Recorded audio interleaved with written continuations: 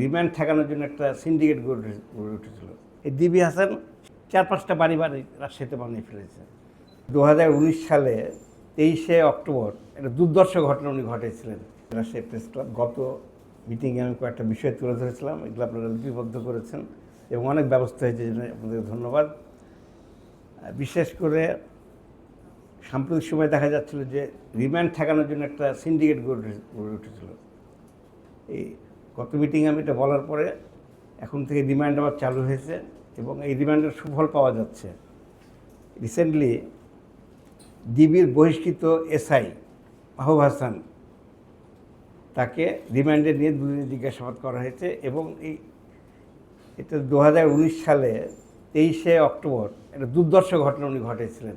দিনে দুপুরে একটা বাসায় ঢুকে যে নিজের সব মাদকের সাজে মামলা দিয়ে দিয়েছে। পরে 5 লাখ টাকা সেখান থেকে আদায় করেন। এই 5ই আগস্টের পর তার বিরুদ্ধে মামলা হয়, মামলাটা করেই ছিল। ভুক্তভোগীরা মামলা করার পরে রিসেন্টলি তাকে গ্রেপ্তার করা হয় এবং সে রিমান্ডে স্বীকারও করেছে। এখন সবচেয়ে ইন্টারেস্টিং ঘটনা হচ্ছে সে তো একাই কাজ করেনি, কয়েকজন মিলে করেছিল। তার নামে শুধু চার্জশিট দেওয়ার পায়তারা চলছে। আমার মনে হয় এটা যারা যারা গিয়েছিল সেই সদস্য এই পুলিশের ভাবমূর্তি ক্ষুণ্ণ করেছে। ডিবিকে এক সময় এমন একটা পর্যায়ে নিয়ে গিয়েছিল, এই ডিবি হাসান সাম্প্রতিক 2-1 বছর কাজ করেই সে 4-5টা বাড়ি রাজশাহীতে বানিয়ে ফেলেছে, অবৈধ সম্পদ। তো এটা একটা সুযোগ এসছে, এই সুযোগগুলো কাজে লাগানো দরকার। আমি জেলা প্রশাসক মহোদয়কে ধন্যবাদ জানাই, তিনি রিমান্ডের ব্যাপারে ব্যবস্থা নিয়েছে বলে এখন রিমান্ডটা হচ্ছে। আর একটা রিমান্ড দিচ্ছিল না, আর একটা মামলা বাণিজ্য ঠেকানোর একটা ব্যবস্থা করা হচ্ছে। আরএমপি কমিশনার সাহেবকে আমি ধন্যবাদ জানাই। এই 5ই আগস্টের পর ঢালাওভাবে মামলা করা হয়েছে, 100 আসামি 200 আসামি যারা রাজশাহীতে ছিল না সব আসামি ভরে দেওয়া হয়েছে। তো পুলিশ কমিশনার সাহেব একদম নিজে তদারকি করে ভিডিও ফুটেজ দেখে দেখে বলেছে মামলা চার্জশিট করাবে। ইদানিং সেই চার্জশিটগুলো দেওয়া হচ্ছে, এটা একটা ভালো দিক। আর ওয়ারেন্টের ব্যাপারে যে তামিল, এখানে একটা তথ্য দেখলাম, আমি এটা জানতাম না। গত এক সপ্তাহ ধরে বিভিন্ন লোকজন এসে বলছে, ভাই আমার ওয়ারেন্ট তামিল হচ্ছে না, কী ব্যাপার?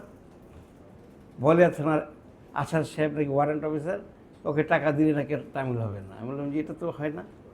আমি ওসি সাহেবকে বললাম যে এই যে ওয়ারেন্টটা হচ্ছে একটু আপনারা পুলিশ পাঠান, গ্রেপ্তার করেন না করেন। আমি তো জানতাম না, আমাকে তো একটা তথ্য দিন। আমি ওনাকে গতকালকে একটা তথ্য দিই, উনি কিন্তু সারা রাত ধরে চেষ্টা করেছেন। আমি বলে তো ওসি সাহেবকে ধন্যবাদ জানাই, কারণ এই ওয়ারেন্টগুলো যদি তামিল হয় তাহলে আইন শৃঙ্খলা কিন্তু ভালো থাকবে। এখন কেউ মামলা করে যদি তার না ফল পায় তাহলে তো খুব দুঃখজনক ঘটনা। আর মাদকের ব্যাপারে আর কী বলবো, সারা রাজশাহী শহরে মাদকে ভরে যাচ্ছে। এয়ারপোর্ট থানা এলাকায় কোনো মাদকের এসব ছিলই না কারবার। এই কয়েকজন ব্যক্তি 5-6 জন নাম আমি পেয়েছি। আমি ওই সাহেবকে বলেছি যে এদেরকে ইমিডিয়েট ব্যবস্থা নাহলে এলাকাতে তো একদম যুব সমাজ ধ্বংস হয়ে যাচ্ছে। তা আমার মনে হয় মাদকটা একটু ব্যাপারে খুব কড়াকড়িভাবে ব্যবস্থা নেওয়ার দরকার। আর যে জিনিসটা বলতে চাচ্ছিলাম যে এই যে জেলা আইন শৃঙ্খলা মিটিংগুলোতে এই যে সিদ্ধান্তগুলো হয়, এটা যদি ফলো আপ থাকে ইনশাল্লাহ আমাদের রাজশাহীর আইন শৃঙ্খলা এমনি ভালো আছে, আরও ভালো থাকবে। সকলকে ধন্যবাদ।